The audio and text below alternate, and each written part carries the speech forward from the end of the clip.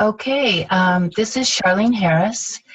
Um, I'm upline to Camille and all of you lovely ladies, and I'm happy to come here today and do this talk on recruiting because recruiting is actually one of my most favorite things to do with this business, and I'll share why I do that with you a little bit later. But we're going to start out. The first slide here says, why be a recruiter for Usborne Books?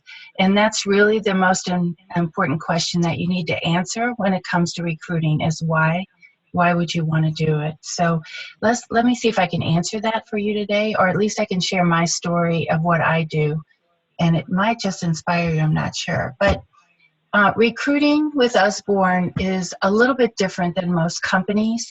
Most companies, the recruiting is kind of aggressive, kind of forceful, different things where you go out and find the recruits and turn them into recruits. And that's really not what Usborne does. It's not what we want you to do. Our philosophy is we are not looking to talk anyone into doing this business. We're really only looking for the ones who need a job like this. We're looking for the people who would like to be an Usborne rep. Maybe they just haven't heard of us yet, or nobody's ever invited them, or they don't have enough information or something like that. So, but we're on the lookout for those who want to do something like this.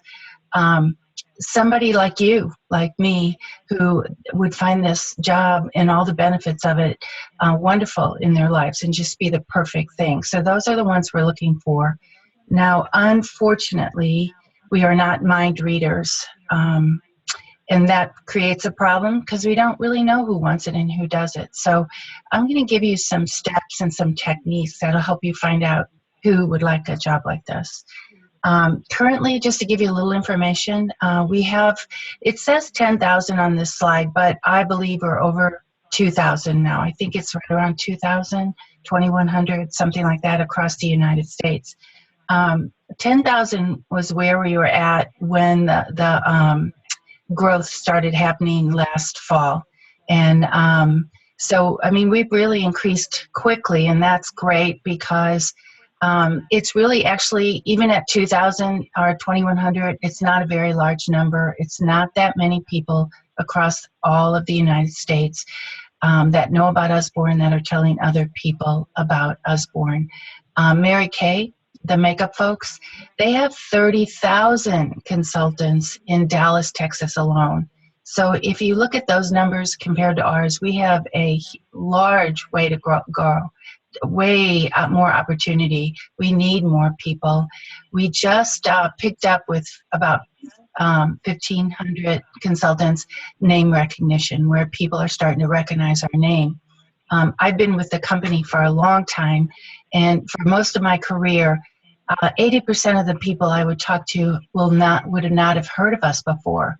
So, and you probably run into those people too. It's amazing. Even in the school systems and everywhere, people still say, Usborne, what's that? And so we always have to take a little bit of extra time to explain it to them. Because why should they have a party? Why should they join us? Why should they even look at our catalog if they've never heard of Usborne before? So we have to kind of introduce ourselves to people a lot. And that's a problem because it takes a little extra time. If you think of another company like Mary Kay or like Tupperware or something like that, where if you just say the name, everybody knows exactly who they are. And so you don't have to take that extra time. People know right away if they're interested or not interested at all. So with Usborne, we still have to take a little extra time, and that's a problem. But it's also a good problem because it tells us that there's lots and lots and lots of room out there to grow teams and to add more and more people onto your team, which is good, and it's something you want to do. So what I'm saying to everyone right now is that you are in the company at the right time, at the best time. It's really great. I know there's been some hassles lately, but those are well worth it to be in the position that you are in with the company now. So I wouldn't give those a second thought and try not to let them discourage you, because if the people who do leave are actually just going to lose out, And not that I know of anybody leaving, but if it ever crossed your mind, don't do it. You're in the perfect position. We're about ready to be finished with all that, and the growth is really happening. It's a perfect time for you to be in Usborne Books to make the most out of it. So, okay. So one of the things we need to know is when we're offering the business to people, is there really a need? Is there a need for Usborne Books out there? Of course, a lot of us are book lovers, and we always say, yeah, of course, needs for more books, more books. But the general public, is there really a need for them, and what that need is? And I was thinking about it the other day. We all have sort of a passion for literacy, to raise the literacy rates in our country, because they're very low, and very sad for such a well-to-do country that our literacy rates are so low. So we do know that with the children of the U.S., that there's a great need to get books into their hands. It's sad to think that there are so many homes in the United States that they don't have any books there or any reading material. And, I'm sure you've heard this statistic before, but the number one indicator of how well a child does in school is how many books are in the home. It's a psychological thing. If there are books in the home, that means they must be important. If there are readers in the home, they see the readers and they take cues from their parents that books are important, reading is important. But the opposite is true too. If there are no books in the home or any reading material or no readers, there's not going to be much interest in reading for a child, even though they're in school and they're supposed to be learning to read. Their value systems are taught at home.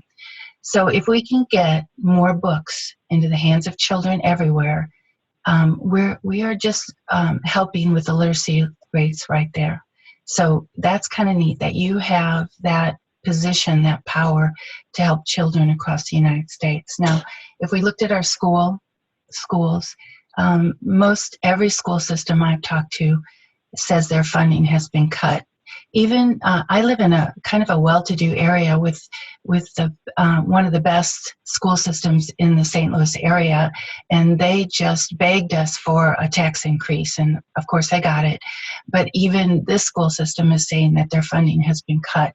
So the classrooms, supplies, their books, everything they need for the classrooms their funding has been cut. So they have to find them in different ways.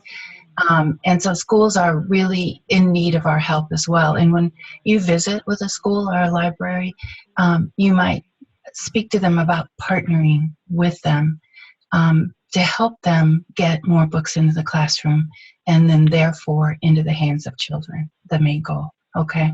So the third thing I look at too is women and their families. Now, I've been with Usborne for 20 years, for a long time.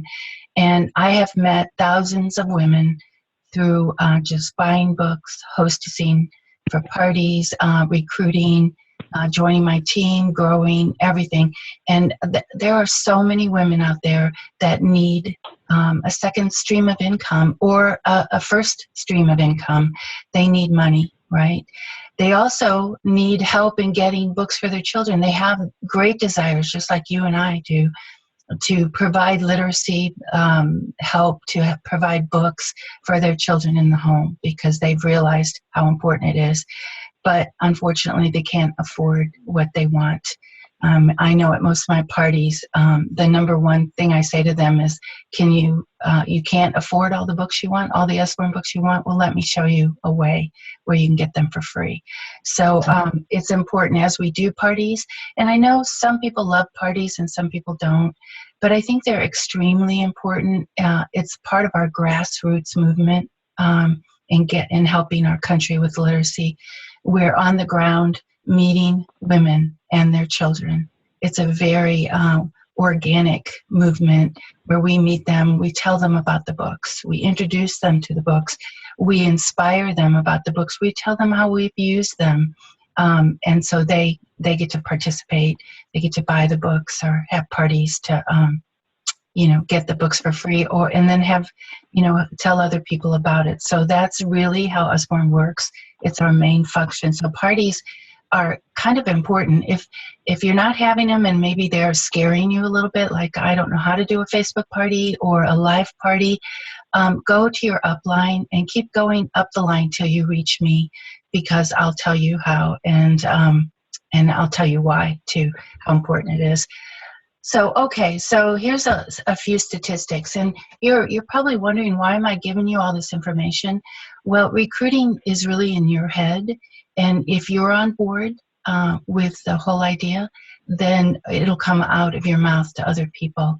So if somewhere in your head you have a block that says, I don't want to recruit for whatever reason, I'm hoping I can change that today so you can see why it's very important, not just for yourself to build teams, but also for what the second part of our job, which is to help with the literacy rates of our country. So did you know that 20% of the high school seniors can be classified as being functionally illiterate at the time of their graduation? 20%.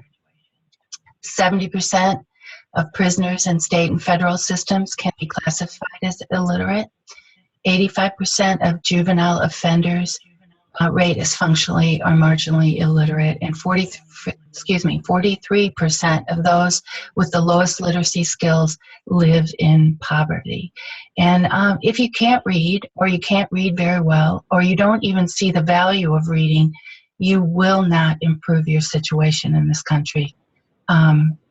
It's just not going to happen. And if you're not reading, you're on the streets, and I've seen this happen with children, they start getting into trouble. If they get into the legal system and they don't read well, there's no help for them. They don't know their rights. They don't know how to get great lawyers. They're kind of stuck in the system for the rest of their life. So there's lots of things that are very scary out there for children that I think we might be able to help with.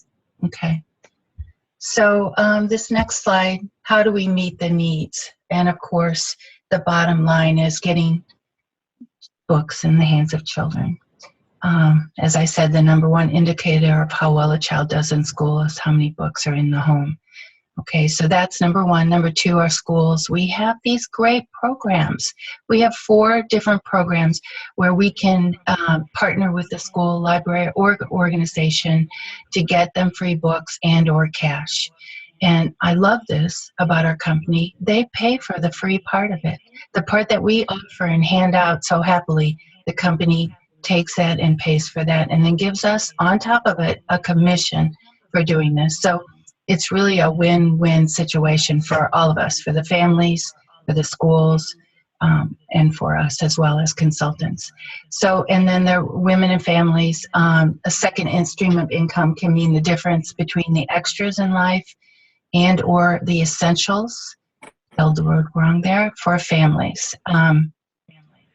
So it's important to offer this opportunity to women out there, to bring them alongside of you, to help train them, and then to give them an opportunity to help their families. I mean, we hear that within our company all the time of how the families are being helped, from vacations to cars to schooling. I can tell you that with my family, I was able, with this Usborne business, to put all 3 of my children through their undergraduates, to get their undergraduate degrees. Every dime of it, every parking pass, computer, car that they needed, book that they needed, the extremely high tuition they paid, but I was able to pay for it for them. So each one of my children came out of college with a degree and no debt. And that is almost unheard of today. So I'm thrilled to have been able to do that for them. I was a homeschooling mom when I started with Usborne. I homeschooled my children through high school. And by the way, I was able to do it alongside of it. I was able to have this business alongside of homeschooling, which was great. And I didn't know how they were going to pay for college. Homeschooling families only have one income, and it's kind of hard. We struggle a lot, so I totally understand the money issue. But Usborne allowed us to have the extras in life, as well as the college for my children. And now they have great jobs, and they bought their own homes, and it's really amazing. And they thank me for allowing them to come out of school debt-free, and I appreciate that. So, okay. So we've sort of talked a lot about, is there a need out there? And the answer, a resounding answer of yes, there is. Okay. So the second part of recruiting is, once you decide why you should recruit, and of course I brought it up just a little bit, but that you want to build teams. By building teams, you're going to help your families. You're going to make more money. So I would highly encourage all of you to start building teams, and that begins at recruiting. Now, don't panic, don't freak out, because I'm going to tell you how to recruit too. It's really quite simple. The philosophy, we're looking for people who want to do this. We're not looking to talk anyone into it. I have been recruiting for my whole 20 years, and I am not capable, I don't think, of talking people into doing this. It's just not in my personality. I'm not your extrovert person that, you know, can just get anybody to do anything they want. That's not really true. I'm an introvert, but I'm very passionate about Usborne Books. I think it's great. It's been such a blessing for my family that I can't even believe it. So I am Usborne's #1 fan. So if you're not Usborne's #1 fan, I think you should work on that and find out what you love about the company and why you love it, so that you build up your confidence in it and your reason to talk to those strangers who you don't know, but they're there, and give them the opportunity. So says recruiting begins in the mind, and how do you feel about your Usborne business? And I think that's a worthy thing to stop for a moment and decide, how do you feel? Do you feel scared? Do you feel good? Do you think Usborne's great? Uncertain? You don't know how you feel? You might even have a little bit of a feeling in there that you don't even realize that you feel this way about it. So really think about your Usborne business and how you feel about it, so that you can either counteract that feeling if it's negative, or add to it more reasons why you love Usborne Books. When I started with Usborne, I needed a job. We drove the worst car, but I didn't want to give up homeschooling to go back to work full time. And I looked around for 6 months for a part-time job that I could do that was worth it income-wise, to leave the house for at least 20 hours a week. Because when you're homeschooling, leaving your house is very disruptive, because it means it stops homeschooling. You have to fight to stay home because there's so many things to do outside of your home now. But anyway, so I looked for 6 months to find a job that I could just buy a car with. That's all I wanted. And I didn't really see anything out there that was worth it. I considered cake decorating, but it's still, even a skill like that, I would have to leave the house for at least 20 hours.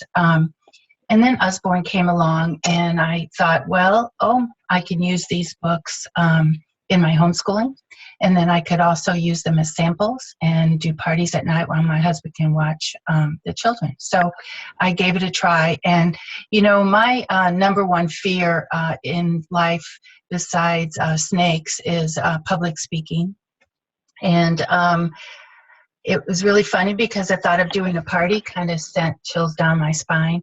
But I decided, for some reason, because my sister-in-law said yes, she'd have a party for me, to go ahead and do it. And I quickly discovered that it wasn't about me, it was about the books. And I was more than happy to talk about the books, because I already was a book lover, and wanted everybody else to enjoy the books.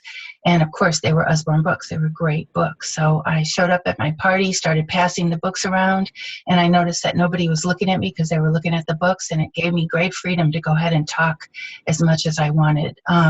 That first party was a $400 party. I made $100, and I thought, I'm in this, because this is what I needed, something I could do to work around my family. And so Usborne fit the bill for me. And of course, I went on, and I make significant money, and have been able to do lots of things. I bought the car right away.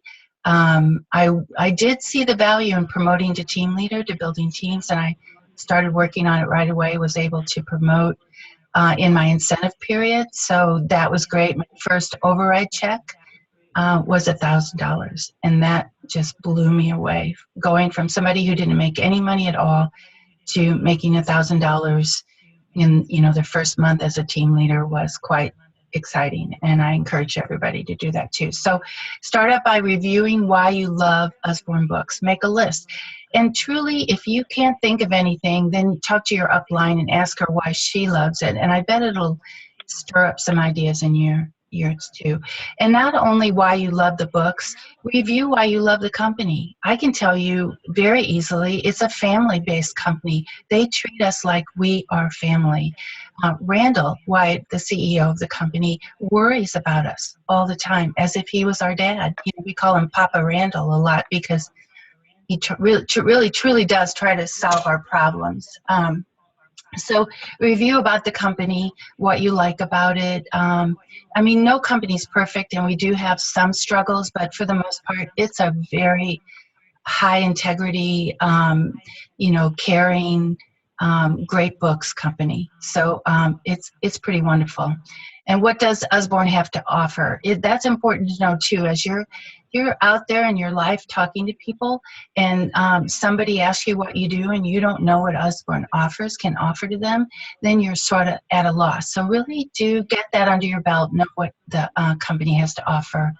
And then if you can, paint a picture for the people you talk to of what owning their own business might look like. You can use your life as an example, or other people's lives that you know. That is a beneficial tool to have. What does it look like to own your own business? I can tell you that when people ask me, I talk about the freedom I have, that I'm not at a job from 9 to 5, that I'm flexible with my children, and I have been their whole lives. If they want to talk, I can talk. If they need me for something, I can schedule it in. I can do whatever I want. It's my business and it's my time. Now, of course, there are some truths here too, that if you don't work, you don't make any money. That's a truth. But you can schedule your own time. I do work, but I am in control of my own schedule. So think about your life and think about the good parts of how the business has impacted you, and be ready to share that with people. Everybody you talk to will want to know the facts about the company and all that business, but they'll also want to know how has it impacted your life, and what information can you give them to help them make a good decision. And I think this last point, number 5, is really important, because we're not trying to talk anyone into doing this. We're coming alongside of them, introducing the business to them and the opportunity, and then answering their questions so that they have enough information to make a good decision for their life. Because truly, everything is going to be about them and nothing about you, unless you're offensive. And I don't believe that anyone here is offensive. So it's all about their life. So if they say yes, no, or maybe to you, it's okay, because it's nothing about you, and it is truly, truly all about them. Okay. Alrighty. So what do you say to somebody? Remember, we're not looking to talk anyone into doing this. We're only looking for the ones that want to. So what do you say to help people to open up that conversation, to start the conversation at all? Introduce the idea, whatever. I have a sentence, and I don't want to call it a line, because it's really not a line. It's a sentence that I use. It's truthful, but it opens doors for me, and I'm going to share it with you right here. It says, I'm looking for people in this area to help me rep the books. If you're interested, or you know someone that is, I can give you a packet of information. You can read all about it. There's no obligation. It's just information. Okay, so that is my sentence to them. If I'm at a party, and usually at the party, I also, a live one especially, introduce the idea of recruiting about 3 times. And it's just a seed thought. I might say, one of the reasons I started with Usborne Books is because I needed to buy a car, and I could do this alongside of homeschooling and still earn the money I needed to make a car. That's a seed thought. And I sprinkle those thoughts all along my party, and also in my post for my Facebook parties. Now, if I'm at a booth and selling the books, I always lead with the books. Remember that the books sell our programs, not our programs sell our books. Okay, so always lead with the books. Find out if one of the first questions I ask people when I meet them is if you heard of Usborne Books before, because I want to know how much do you know about Usborne already. I don't want to launch into a spiel about them joining the company if they've never heard of us before, because you're going to get an automatic no. Because why should they? They have no idea of what you're talking about. So I always ask that question first. Have you heard of Usborne before? And then they give me their answer. And if they haven't, I take a little time to turn them into an Usborne book lover. I tell them a little bit about the company and I show them some titles, and I don't rush that process. If they have heard of Usborne before, then I immediately say, how old are your children? Can I show you some of my favorites? And they say yeah, and I usually take them around and pick up books that I love and show them to introduce them to the whole concept of Usborne Books. And then from that process, if they buy or if they don't buy, before they leave, I always say to them, oh, by the way, one of the reasons I'm here today is I'm looking for people in this area to help me represent the books. So if you're interested or possibly you know somebody that is, I can give you information about it. There's no obligation, it's just information. You can read all about it. And then I stop and I let them answer me. And, you know, most of the time it's very simple. There's no drama. There's no, like people being offended or anything. They'll say to me, oh, no, thank you, or okay. You know, it's as simple as that. If they say no, thank you, I go, that's okay. I'm asking everybody. If they say, okay, then I go off and get them a packet. I always carry packets around with me so that I make sure I have the information I want to give out when I need it. And then I give it to them. We talk about it a little bit. You can probably read from their body language if they want to talk or if they don't. And then I always get their information because I'm going to call them back. I want to be in control of talking to them again, whether just to find out they're not interested or not, but to at least have their information so that I can call them and follow up on them. That is extremely important. You might as well throw that packet of information in the trash if you don't get their information. The odds of them calling you are very small, okay? Now, I want you to see yourself as an information giver. It's up to them to decide if it fits into their lives or not, but you are an information giver. So wherever you are, at a party, at a booth, walking around your life, you're an information giver for Usborne Books. Now, I consider myself a recruiter for Usborne. That's one of my top jobs. I also sell the books. I also do book fairs and fundraisers, and I do a lot of different things. But one of my top things is that I am a recruiter. I'm not embarrassed about it. When people ask me what I do, I usually put that in there, that I recruit for Usborne Books.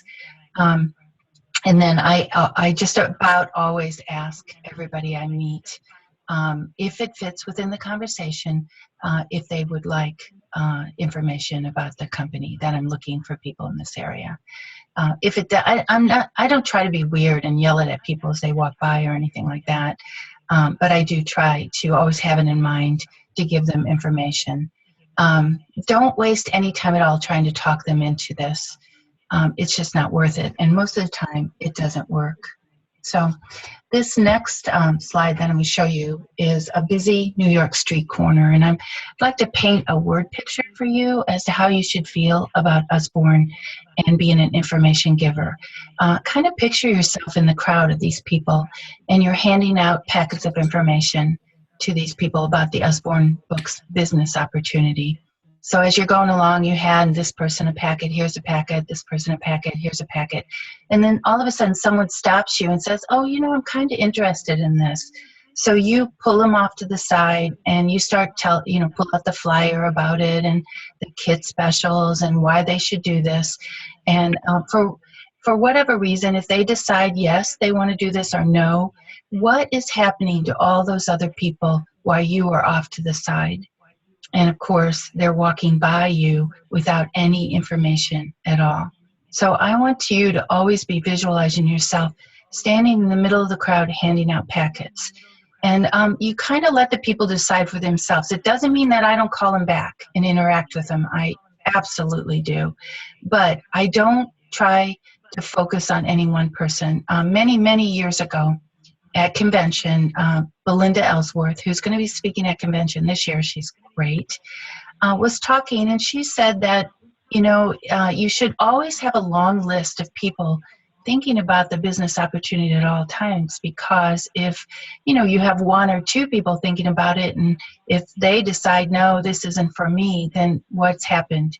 You're a failure. You've failed at recruiting, right? But if you have 10 to 15, 20, how many people always thinking about it, if one or two says no, you're okay. You've got all those others to contact and to go through. So the idea is focus more on giving out packets, always continually offering the business and giving out packets, and then contacting the people. Park here, you're blocking the garage. She's coming down. I'm got a donation. Look, you just almost caused an accident. You got to get. Okay, she told me to come here. Lindsay did. I don't know who Lindsay is. Okay, well, I was told to come here because I have boxes in the back. I'm donating for them. But I did a fundraiser, and I am donating a lot of. Well, okay, no, that's fine. She told me to come here. All right. I don't know where else she's meeting me here, so I'll. Hey, Katie. It says corner only, but I can find a spot. She's coming down to get the boxes, so I can find a spot. All right. Katie, do you want to mute again? I can find a spot. See if I can back out here and then. Hold on, I everybody. can find a spot somewhere. She's Lisa. Lisa, hi. Katie Ivy with the book. Hi. She's doing her job. Yeah, she's coming down. He told me to move, but I'm not sure where I need to go. Background. Okay, thank you. Thanks. Hey, Katie. Okay, hopefully she's muted now. Okay, so we'll go back to it. What I'd like you to do is to see yourself as an information giver, and always routinely be giving out packets of information, contacting the people, and seeing if they're interested or not, and then giving out more packets. She told me to move. Katie, can you mute? I'm not sure if she can hear me. Let me see if I can mute her. Yes.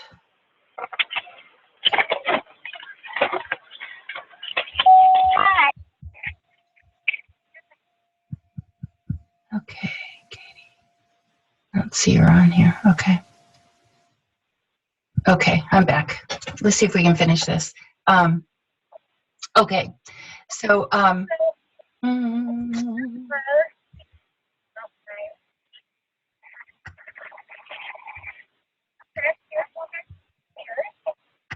And so basically, I should tell you, I didn't realize I should tell you. So here's there, and then here's.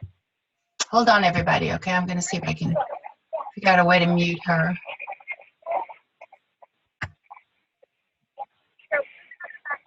I'm just going to mute everybody, okay?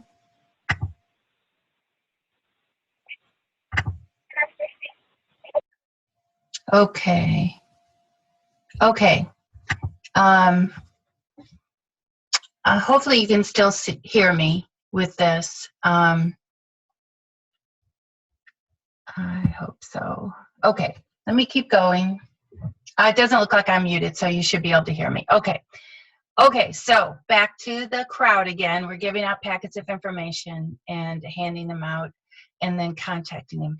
And I want that to be your focus. So when you're thinking about building up your the amount of people that are thinking about the business, think about what booth you can do where you can meet a mass amount of people in a short amount of time. Think about how many parties you can do, and the focus on giving out a packet at the party. So you want to build up that list of people who are thinking about it at all times. Now, in the process, you are going to find people who join you right away, and then people who need to think about it, and people who say no. And all of them it's really okay. It's not about you. It's about their lives, and you should be happy that they know what they need. Now, I never give up on anyone. I always end my conversation with, would you like to stay on the mailing list in case something changes for you in the future? And that's very nice, because they almost always say yes to me about that, because they're so happy I'm not hounding them or staying on them. I'm letting them go, so they say yes, keep me on the mailing list. Statistics show that people's lives change every 6 months. So in the next 6 months, they may need Usborne. Maybe they don't need it now, or they can't see how it fits in their life. But in 6 months, that might change. So it's definitely great if you are in a position to contact them then and stay in touch with them and tell them the new kit specials and different things like that, so that when they're ready they'll come to you. I probably have recruited lots of people's contacts because they never call them back or they don't keep in touch with them. And then when they're ready, they find me and I recruit them at the proper time. So you don't want to be recruiting for somebody else. So you definitely always want to keep all your contacts fresh and keep your name in front of them. Even if you send them the newsletter or pop in an email every once in a while just to say, hi, still thinking about you.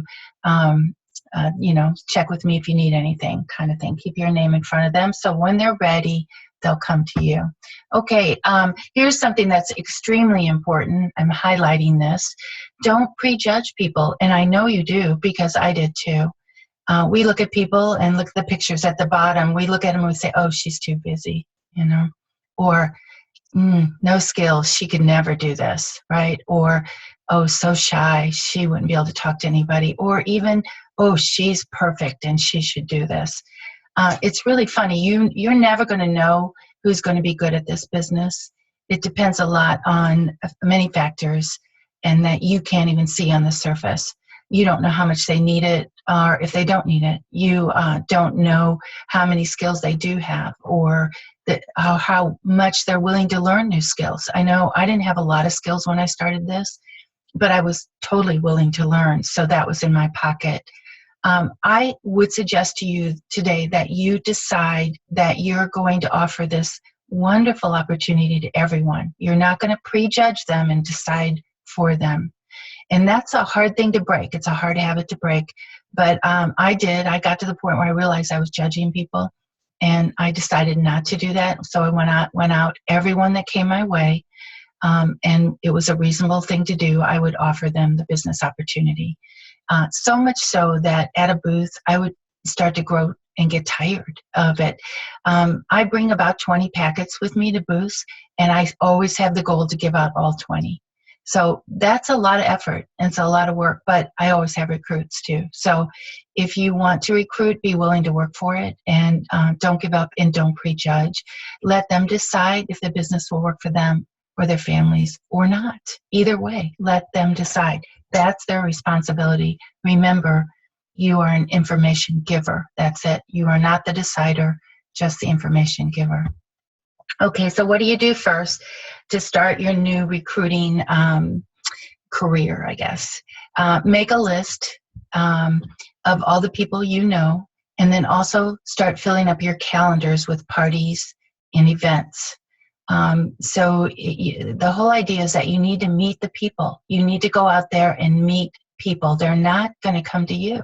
So get your calendars full of home parties, Facebook parties, booths, book fairs, Reach for the Stars, all of it, fill it up, and then also look at your daily life. You meet a lot of people in your daily life, okay?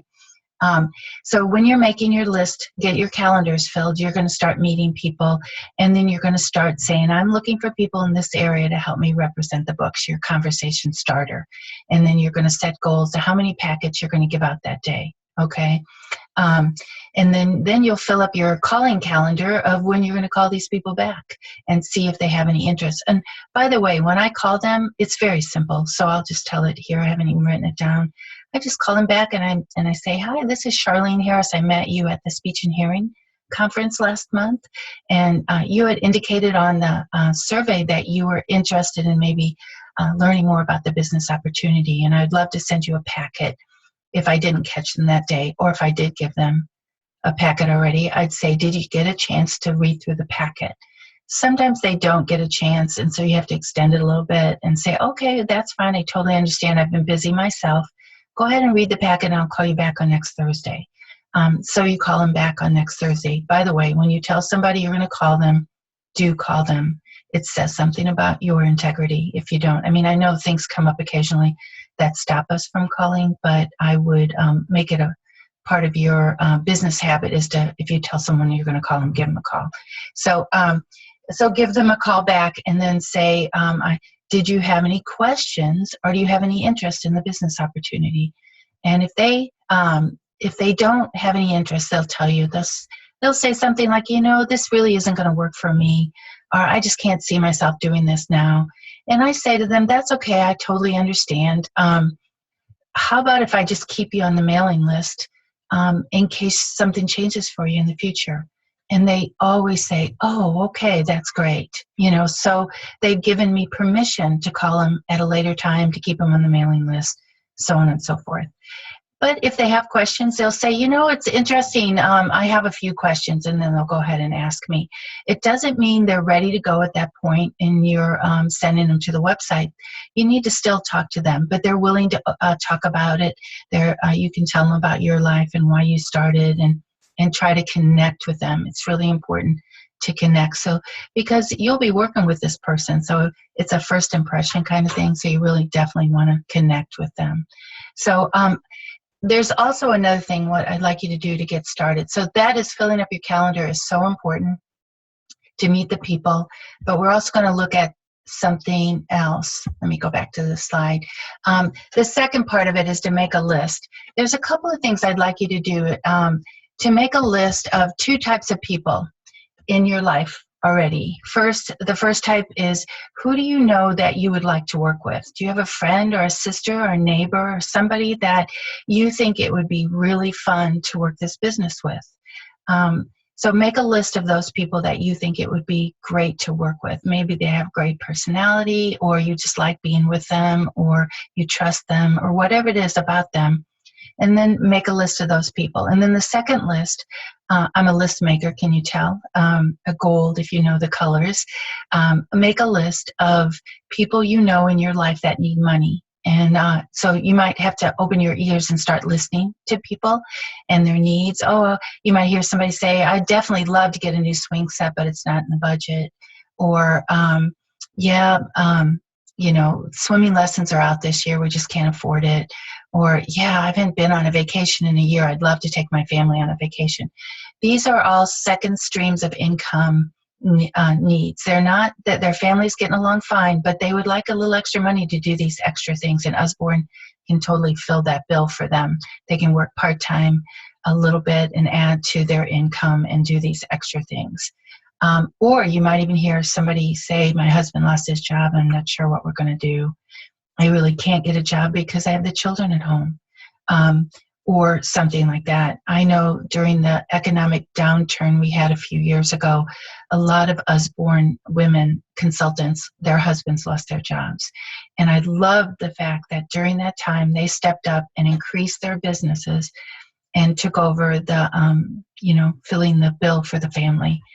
It's so great about Usborne that you can speed it up or slow it down at your needs for your family. Now, of course, I never suggest that you ever stop.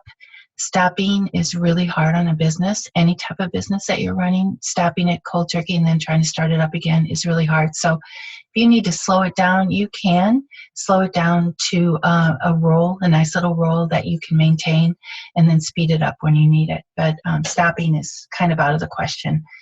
It's one of the hardest things to do. But if you have to do it, you could do it if you really want to. Okay, so you have two lists now, and I want you to start talking to these people, calling them, however you want to do it. Don't mass email anyone. Always, that's always a no-no. Mass emailing means nothing to anyone. So don't waste your time on it. So personally contact them.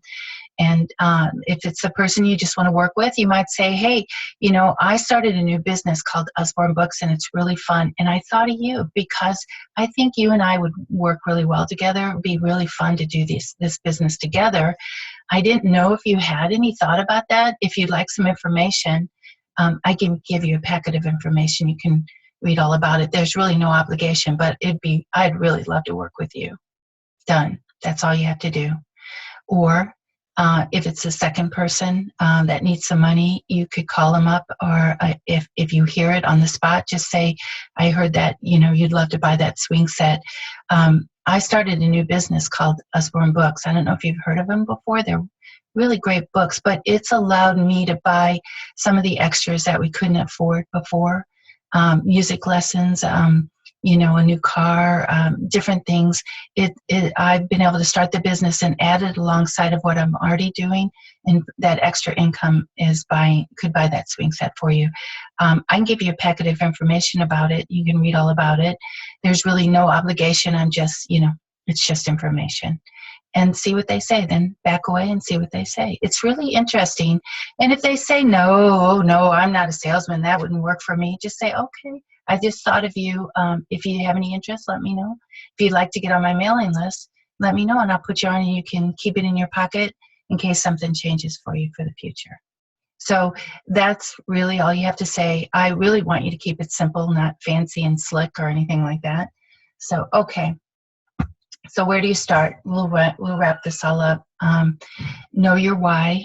Know why you love Usborne Books, why you love the company, and why you started with Usborne. What was it to you? What brought you to Usborne Books?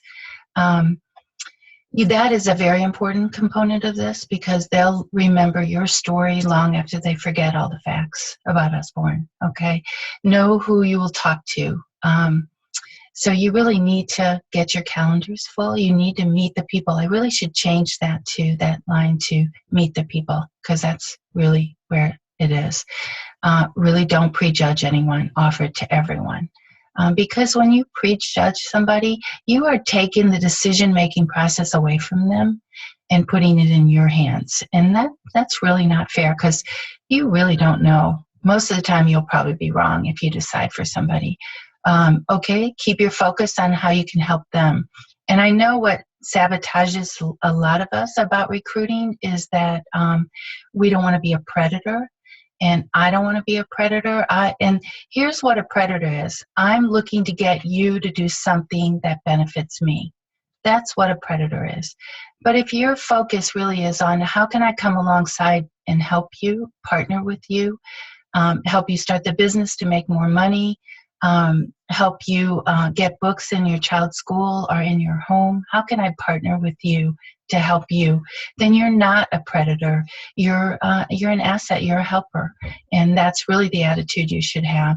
And if you keep the whole idea about how is, you know, it will benefit you, but how important it is that it benefits you, if you think about them most and not worry about your needs, but more of their needs, you'll do better. I can't remember where I heard this, but a good salesperson is someone that comes alongside their customer and helps them get what they want and what they need. So you're helping them, not going after them. You're not a predator in that way. And then get your packets ready and set your plan of action. Make your list, those 2 lists, beef up your calendar, put a real focus on getting parties, and if you haven't done parties for a while, start doing them again. Go to your upline and her upline and her upline, and however far you have to go to learn, but set it in your mind that you're going to learn and get started. And I can tell you right now that once you see how easy Facebook parties are, you're going to be like, wow, I should have done this a long time ago. So okay, that's pretty much it about recruiting. It's a philosophy. We're looking for people in this area to help us represent the books. We're looking for people that want to do something like this. We're not looking to talk them into doing anything for us. So I'm going to take questions if there are any now. I'm going to go ahead and unmute everybody, and I'm going to stop the recording.